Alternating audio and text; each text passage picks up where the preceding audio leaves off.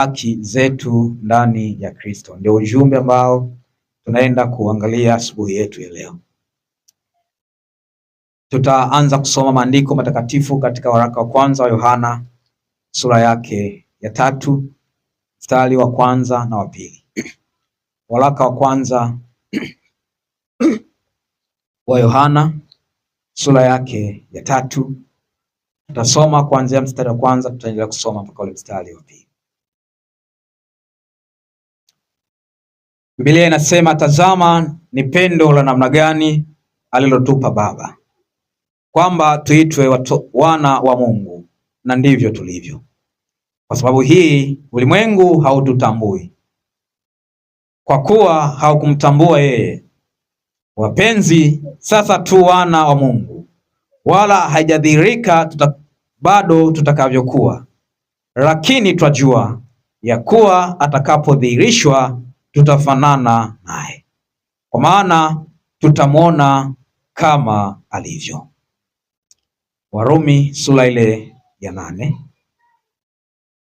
Kitabu cha Warumi sura yake ya 8 mstari wa 16 na wa 17. Warumi sura yake ya 8 mstari wa 16 na ule mstari wa 17. Roho mwenyewe hushuhudia pamoja na roho zetu ya kuwa sisi tu watoto wa Mungu, na kama tu watoto, basi tu warithi, warithi wa Mungu, warithio pamoja na Kristo, naam, tukiteswa pamoja naye, ili tupate na kutukuzwa pamoja naye. Baba, libariki neno lako, litufae kwa maisha yetu ya sasa na yale yajayo. Asante maana umesikia. Kupitia jina la Yesu nimeomba, amen. Tunataka tujifunze na tutafakari kwa pamoja kuhusiana na haki tulizonazo, haki tunazozipata tunapokuwa ndani ya Kristo. Yohana anaandika katika waraka wake wa kwanza, wakati anaandika akiwa katika kile kisiwa cha Patmo, anaandika na nyaraka zake. Yohana anapoziandika, anaziandika kwa ajili ya watu wote. Ni tofauti kidogo na nyaraka ambazo Mtume Paulo aliziandika. Wakati Mtume Paulo alipokuwa akiandika barua zake, alikuwa wakati mwingine anaziandika kwa watu maalum. Kuna wakati aliwaandikia wa Galatia, kuna wakati aliwaandikia wa Korinto, lakini kuna nyaraka zingine aliziandika kwa Mtume Timotheo. Alikuwa anaandika kwa watu maalum. Yohana wakati anaandika nyaraka hizi 3, anaandika kwa ajili ya watu wote. Sasa katika sura hii ya 3 anasema, tazama ni pendo la namna gani alilotupa Baba, ya kwamba tuitwe wana wa Mungu. Ni upendo wa namna gani ambao Mungu ametupenda hata kwamba tuitwe wana wa Mungu. Kitabu cha Yohana Mtakatifu sura yake ya kwanza na ule mstari wa 12. Yohana Mtakatifu sura ya kwanza na ule mstari wa 12. Biblia inasema, bali wote waliompokea aliwapa uwezo wa kufanyika watoto wa Mungu, ndio wale waliaminilo jina lake. Na anasema, kwa sababu sisi tumeitwa watoto wa Mungu, ulimwengu haututambui. Sio lazima ueleweke sana na ulimwengu. Sio lazima watu wa ulimwengu wakuelewe sana, maana vile unavyotembea, vile unavyoishi ni kulingana na upendo ambao Bwana amekupenda. Na upendo huo ambao Bwana amekupenda, ulimwengu hautambui. Na kwa sababu ulimwengu hautambui, inawezekana hata wewe usitambulike. Bwana Yesu asifiwe sana. Kwa hata usipoeleweka, usije ukataka ueleweke sana. Inawezekana haueleweki kwa sababu uliyembeba hawamuelewi. anaandika anasema, tazama ni upendo wa namna gani aliotupa Baba, ya kwamba tuitwe watoto wa Mungu. Sasa ni kwa nini Yohana anapoandika waraka huu anaandika akisema hivi? Huu waraka alikuwa anawaandika kwa ajili ya watu wote ambao walikuwa wameamini Injili. Baada ya anguko la Edeni, ndiyo ikabidi Mungu aupende ulimwengu, na ndicho hiki ambacho Yohana anakisema. Ndio ikabidi Mungu aupende ulimwengu kiasi cha kumtoa Yesu Kristo azaliwe duniani. Kitabu cha Injili ya Yohana Mtakatifu sura ya 3 mstari wa 16 unasema, kwa maana jinsi hii Mungu aliupenda ulimwengu hata kumtoa mwanawe pekee, ili kila mwamini asipotee, bali awe na uzima wa milele. Kwa hiyo ule upendo ambao Mungu alitupenda ndio Yohana anausema hapa. Sasa huu upendo unatupa haki, unatupatia haki, na hii ndiyo haki nataka tuitazame asubuhi ya leo. Unatupatia haki, sio ya kuwa tena watu wa Mungu, tunakuwa zaidi ya watu wa Mungu, haki ya kuwa watoto wa Mungu. Bwana Yesu asifiwe sana.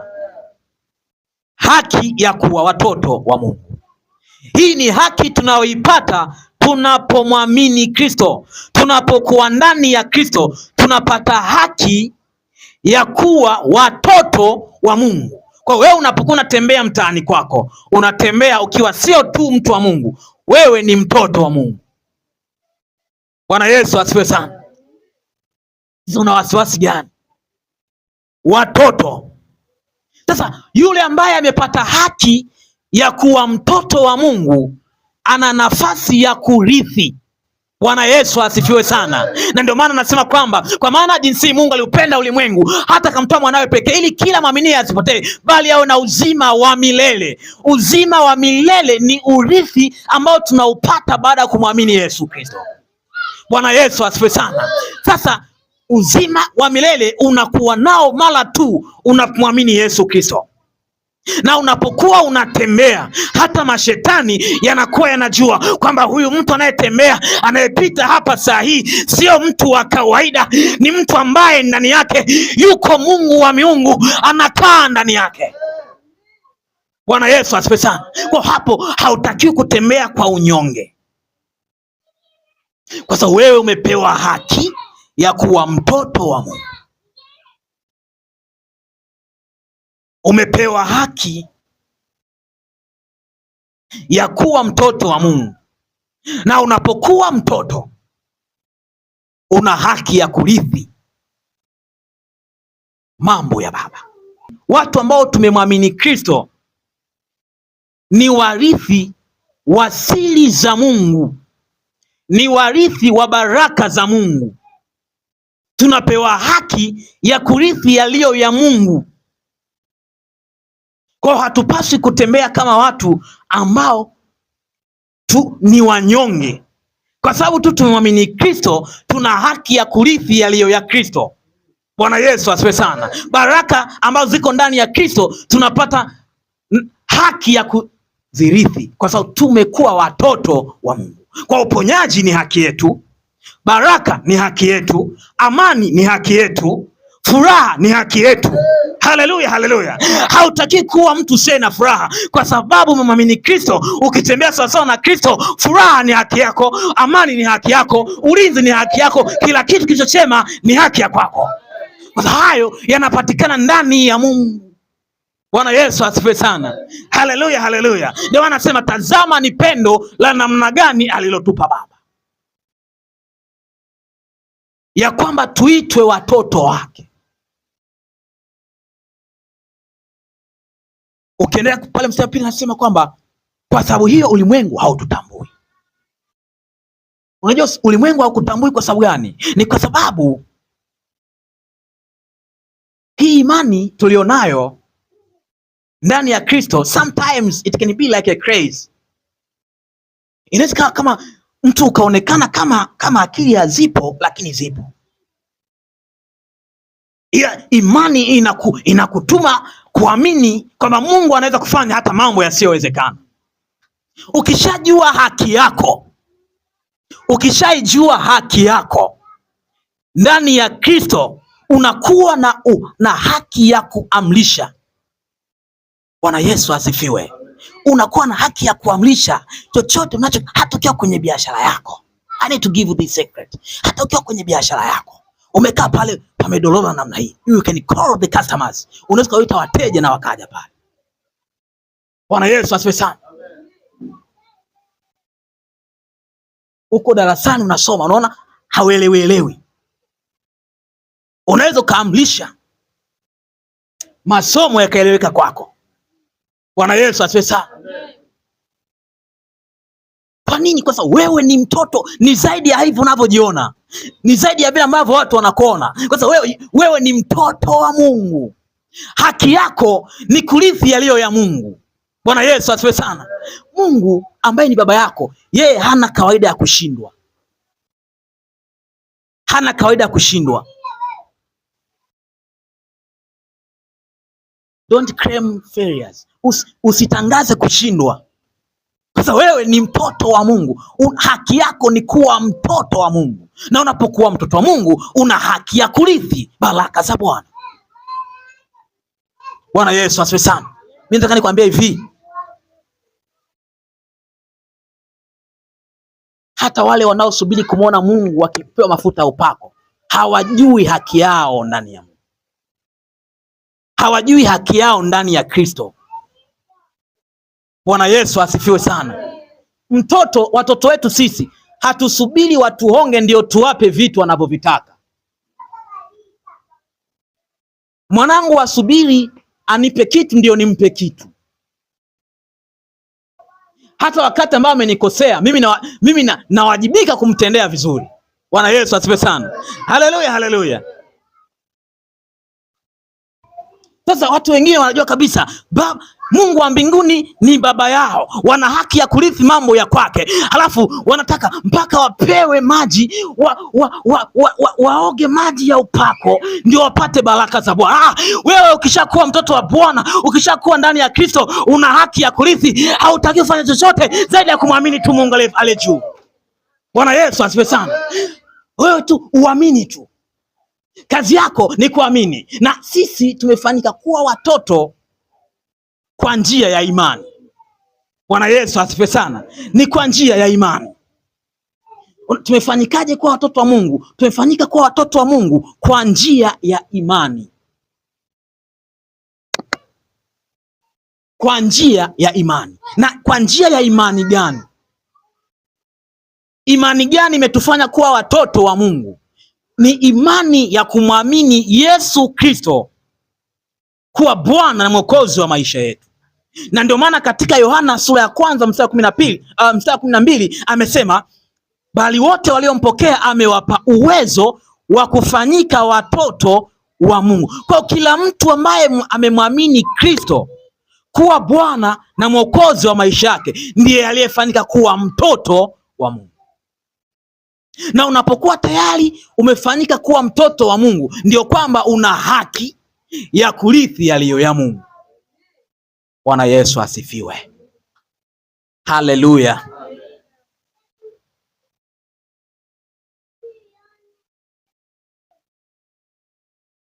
Sikiliza nikwambie, wewe ambaye ni mtoto wa Mungu unayenisikiliza sasa hivi, nataka nikwambie hakuna kitu kisichowezekana mbele zako. Hakuna kitu ambacho utataka ufanye halafu kishindikane kabisa mbele zako kama unaamini. Mimi slogan yangu na falsafa yangu ni kwamba yale mambo ambayo nimeyaomba au ninayahitaji na nimemwambia Mungu baba yangu, yale yote ambayo bado sijayapata, yale ambayo sijayapata, sio kwamba sitayapata, ila wakati wake bado. Hiyo ndio falsafa yangu. Na ndio maana hakuna wakati unaweza kunikuta mimi nimekaa kama nimekata tamaa. Hata kama vitu naona kabisa vimesimama namna hii, haviendi kabisa, lakini mimi nitakuwa na ujasiri na uhakika, kwa sababu najua kama bado haviendi, wakati wake wa kuanza kwenda bado. Kwa hiyo utaniona wakati wote mimi nina ujasiri, hata kama sina hela, hata kama sina nini, sina hela. Najua sina hela sasa hivi, lakini baadaye nitakuwa nazo. Sina sasa hivi, lakini baadaye nitapata. Kwa hiyo siwezi kupanic, siwezi kukata tamaa. Mwingine anakuwa mwepesi kwa kama yule mke wa Ayubu, mkufuru Mungu ufe, kwa sababu inaonekana Mungu sasa hayuko upande wa kwako. Kuna wakati vitu vinaweza vikawa haviendi, lakini hiyo haiondoi ukweli kwamba wewe ni mrithi pamoja na Kristo. Vingine vinasubiri wakati wake. Kwa kila jambo kuna majira. Bwana Yesu asifiwe sana. Sasa inapokuwa majira ya wewe kusubiri, kubali kusubiri. Hiyo haikuondoi kuwa mrithi. Bwana Yesu asifiwe sana. Haleluya, haleluya. Sasa tumefanyika kwa watoto kwa njia ya imani. Imani gani? Imani ya kumwamini Mungu kupitia Yesu Kristo. Wako watu wengi ambao wanamwamini Yesu, lakini sio watoto wa Mungu. Wako watu wengi duniani hapa wanamwamini Yesu, lakini hawajafanyika kuwa watoto wa Mungu. Unajua ni kwa nini? Ni kwa sababu imani yao, imani walionayo juu ya Yesu Kristo sio imani sahihi. Wengine wameishia kumwamini Yesu kama nabii. Ukimwamini Yesu kama nabii, haki ya kurithi yaliyo ya kwake hautaipata. Bwana Yesu atusaidie sana. Maandiko yanasema tumeketishwa pamoja naye katika ulimwengu wa roho. Sasa ili uweze kuketishwa pamoja na Kristo katika ulimwengu wa roho, manake usimwamini Yesu kama nabii. Ukimwamini Yesu kama nabii, hautaketishwa pamoja naye katika ulimwengu wa roho. Lazima uondoke kwenye kiwango hicho, umwamini kama Mwokozi, ili kwamba uweze kufanyika kuwa mtoto wa Mungu. Na hapo ndio unakuwa na haki ya kurithi yaliyo ya kwake. Wewe kwa sababu umwamini Yesu kama Mwokozi wa kwako, Yesu huyu uliyemwamini amekupa hadhi ya kuwa mtoto wa Mungu. Na unapokuwa unatembea sasa, tembea ukijua kwamba mimi ni mtoto wa Mungu. Bwana Yesu asifiwe sana. Unaweza kuwa ni binti, unaweza kuwa ni mama, usibabaike. Watu wengine wanaweza kukuambia maneno fulani ya kukatisha tamaa ili wakuvunje moyo, wakudemoralize ili waweze kukutawala. Mtu akikwambia muone mtu mwenyewe, mimi ni mtoto wa Mungu. Usibabaishwe na vijana. Kijana kwambia maneno ya kukudiscourage, kwa sababu labda wewe umeonekana una msimamo tofauti na vile anavyofikiria yeye. Anaweza kuwa na maneno mengi ya kudiscourage, kukwambia kwamba wewe hautaolewa, wewe hautapata mchumba, wewe hautapata hivi. Amwambie mimi ni mtoto wa Mungu, nina haki. Bwana Yesu asifiwe sana. Nina haki ya kurithi mambo ya kifalme. Mimi ni mwana wa mfalme. Bwana Yesu asifiwe sana. Mwambia, kwa sababu wewe Mungu amekufanya kuwa mrithi pamoja na Kristo. Watu wengine wanamwamini Mungu, lakini wote ile imani walionayo haiwasaidii kupata yale wanayoyataka. Kwani kwa sababu ziko imani zisizo sahihi. Ziko imani zisizo sahihi kuhusiana na Yesu, na hizo imani huwa hazileti matokeo katika maisha.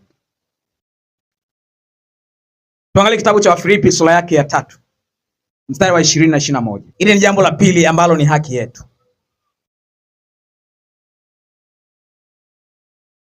Haki ya kwanza nimekuonyesha ni ya kwamba sisi ni watoto wa Mungu. Lakini haki ya pili ambayo tunaipata ndani ya Kristo ni kuwa wenyeji wa mbinguni. Kuwa wenyeji wa mbinguni. Hiyo ni haki ya pili ambayo tunayo ndani ya Kristo. Nani amewahi kusafiri hapa? Safari ndefu, sio kutoka hapa kwenda Feri. Safari ndefu kwenda mikoa, kubadilisha kutoka mkoa mmoja naenda mkoa mwingine. Nani amewahi? Nafikiri wengi tumewahi. Okay. Ulipokuwa pale stendi, wakati uko pale stendi ya basi, kama pengine safari yako ilikulazimu kusubiri basi kwa muda fulani, ulipokuwa pale stendi, inawezekana ulipata nafasi ulikaa, wengine huwa wanalala stendi kabisa, ikiwa wanatokea mbali ili kuhofia kuchelewa. Bila kujali muda ulitumia pale stendi, wakati uko pale stendi, mawazo yako yalikuwa wapi?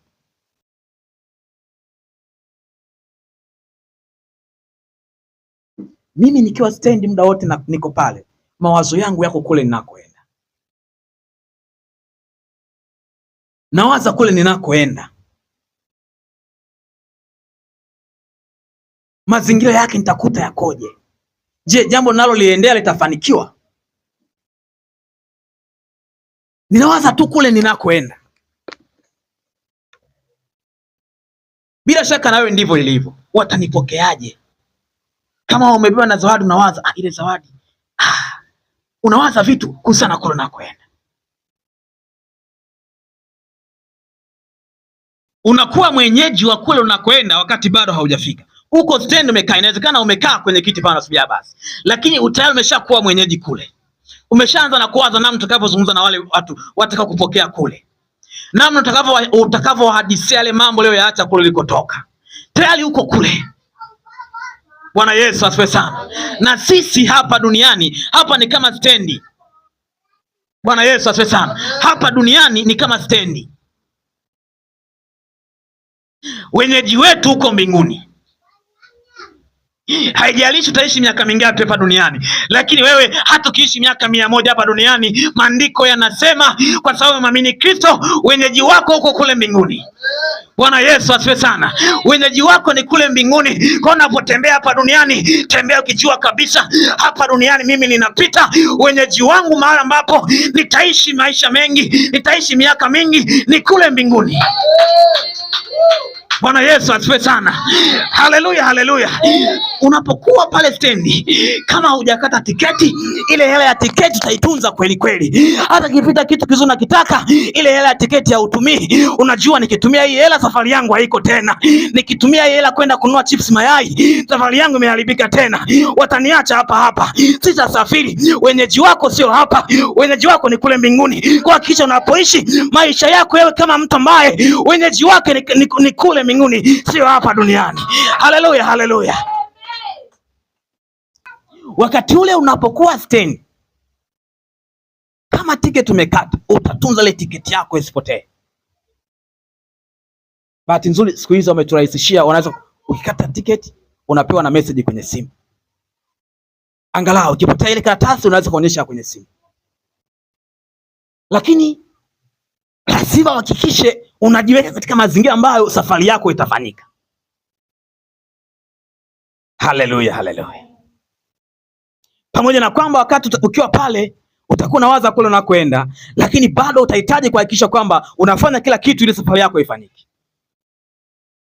Sasa na sisi hapa duniani, sisi sio wenyeji hapa. Ni kweli tunajenga nyumba, tunazaa watoto, tunawekeza, lakini mambo yote hayo ni mambo ya muda tu. Mambo yote hayo ni mambo ya muda tu. Kuna mahali tunaelekea, na hii ndiyo haki yetu nyingine tulionayo ndani ya Kristo. Mtu ambaye hana Kristo ndani yake, mambo haya kuwa mwenyeji wa mbinguni hayamhusu mtu huyu. Ni mpaka pale anapokubali kumpa Yesu maisha kwake ndio anakuwa na wenyeji kule mbinguni. Bwana Yesu asifiwe sana. Na nikwambie wewe unaishi hapa duniani, unafanya vyote unavyofanya, lakini hapa duniani sio kwako. You are just passing here. Wenyeji wako ni mbinguni. Wenyeji wako ni mbinguni. Mbinguni kule ndiko wenyeji wako uliko. Kwa sababu kule utaishi maisha yasiyo na mwisho. Hiyo ni haki tulionayo ndani ya Kristo. Bwana Yesu asifiwe. Nataka niendelee kukuonyesha kwa kielelezo hiki. Mimi zamani ilikuwa kama ninaamkia safari, silali usiku, sipati usingizi wewe. kabisa, muda wote ninawaza safari. Na kuna watu wengine bado iko hivyo, kama anaamkia safari halali, saa zote anawaza safari yake. Hapa duniani sisi tunasafiri, wenyeji wetu sisi ni mbinguni. Na maandiko yanasema kwa maana sisi wenyeji wetu uko mbinguni, kutoka huko tena tunamtazamia Mwokozi Bwana wetu Yesu Kristo, atakaye ubadili mwili wetu wa unyonge upate kufanana na mwili wake, kwa utukufu, kwa uweza ule ambao kwa huo aweza hata kuvitisha vitu vyote viwe chini yake. Mtu wa Mungu, utakapoondoka hapa duniani hautaenda na mwili huu ulionao. Tutakapoondoka hapa duniani hatutaondoka na hii miili yetu itabadilishwa. Hali hii ya kuchoka ulionayo hautaendelea nayo. Hali ya miili yetu kugua haitaendelea. Tutabadilishwa. Anasema tufanane naye.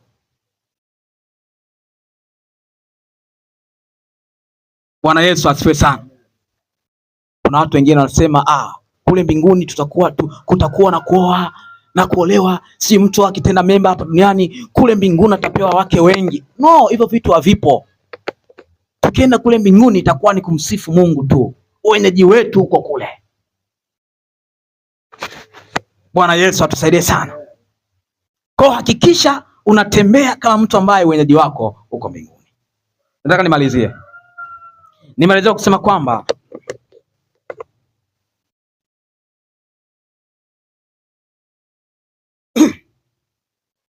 imani ambazo watu wengi wanazo zisizo sahihi zimewafanya watu wengine ambao walitakiwa kuwa na wenyeji wa mbinguni wakose wenyeji wa mbinguni. Sasa wajibu wetu ni kuhubiri Injili ili watu ambao hawajui habari za kuwa wana haki ya kuwa wenyeji wa mbinguni wakiwa duniani waweze kujua, ili na wao waweze kuamini kama wewe unavyoamini, na wao waweze kuwa na haki ya kurithi uzima wa milele. Bwana Yesu asifiwe sana. Haleluya, haleluya. Nataka nisome kitabu cha mwisho halafu tumshukuru Mungu. Wagalatia sura ya 3 mstari wa 26. Mtu mmoja nisaidie kusoma pale. Anasema tumekuwa wana wa Mungu kwa njia ya imani. Imani iliyo katika Kristo Yesu.